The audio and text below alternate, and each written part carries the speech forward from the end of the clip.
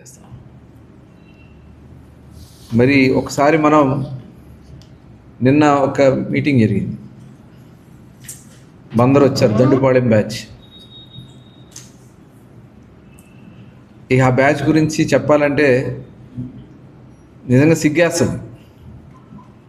సాక్షాత్తు తిరుపతి వెంకటేశ్వర స్వామి లడ్డూని కల్తీ చేసినటువంటి నాయకుడు ఒక ఆయన.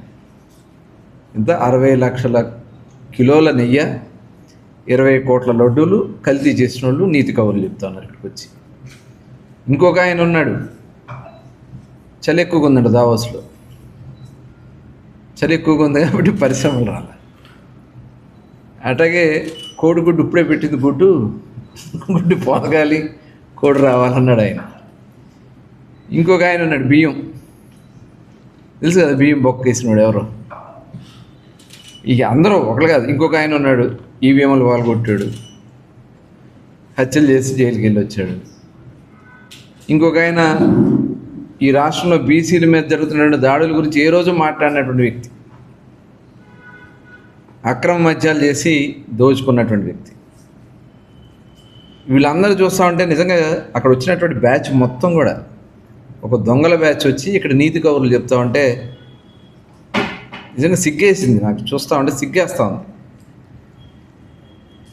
ఇవాళ మీరు పోర్టుల గురించి మాట్లాడతారా? ఈ రాష్ట్రంలో పరిశ్రమలు వెళ్ళగొట్టింది మీరు. దాదాపు 800 పరిశ్రమలు ఈ రాష్ట్రం నుంచి వెళ్ళిపోయినాయి, తరలిపోయినాయి. సాక్షాత్తు లూలు సంస్థ అధినేత యూసుఫ్ అలీ గారు ఎవరు కూడా ఆంధ్ర రాష్ట్రానికి వెళ్ళొద్దు అని పబ్లిక్ స్టేట్మెంట్ ఇచ్చారు. అలాగే అమెరాన్ బ్యాటరీస్ వాళ్ళు ఈ రాష్ట్రం నుంచి దాదాపు 9,000 కోట్ల రూపాయలు వెళ్ళిపోయారు. సాక్షాత్తు మీ ఎంపీ గారు కియా మోటార్ సంస్థకి వెళ్ళి వాళ్ళు ప్రవర్తించినట్టు అందరు రాష్ట్ర ప్రజలందరూ కూడా చూశారు. ఇప్పుడే చెప్పారు నారాయణ గారు, ఎంపీ గారు, ఎక్స్ ఎంపీ గారు, ఆర్టీసీ చైర్మన్ గారు చెప్పారు, మచిలీపట్నం పోర్టుని దొంగ నాటకాలు ఆడి ఆనాడు ప్రజా ఉద్యమంతో, ఎందుకంటే దాదాపు జగన్మోహన్ రెడ్డి గారు ఒత్తిడి కూడా ఉన్నది ఆ రోజు రాజశేఖర రెడ్డి గారి మీద, మచిలీపట్నం పోర్టు తీసుకెళ్ళి గోగులేరు దగ్గర కట్టడానికి సాక్షాత్తు పేరు నాని గారు సంతకం పెట్టాడు. నాకు ఎటువంటి అబ్జెక్షన్ లేదని చెప్పి సంతకం పెట్టింది వాస్తవం కాదా?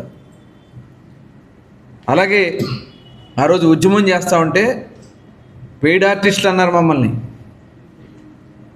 ఆమా నిరాదీక్ష చేస్తుంటే పెయిడ్ ఆర్టిస్టులు అన్నారు.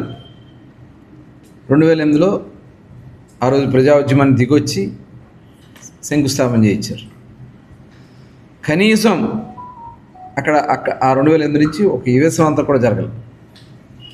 తర్వాత కిరణ్ కుమార్ రెడ్డి, రోసీ గారు వచ్చారు, ఆయన వెళ్ళిపోయారు. తర్వాత కిరణ్ కుమార్ రెడ్డి గారు వచ్చారు, జియో నెంబర్ 2 అనేది ఇచ్చారు ఇక్కడ.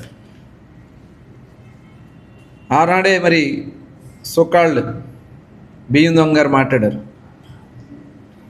పోర్టు తీసుకురాకపోతే, ఇప్పుడే రామకృష్ణ గారు చెప్పారు, బండి రామకృష్ణ గారు, పోర్టు తీసుకురాకపోతే బందర్ కోనేట్ సెంటర్లో మోకాళ్ళ దండేసి ముక్కు నేలకు రాసి రాజకీయ సన్యాసం చేస్తానని చెప్పారు. ఇవన్నీ ప్రజలు మర్చిపోతారు అనుకుంటున్నారు.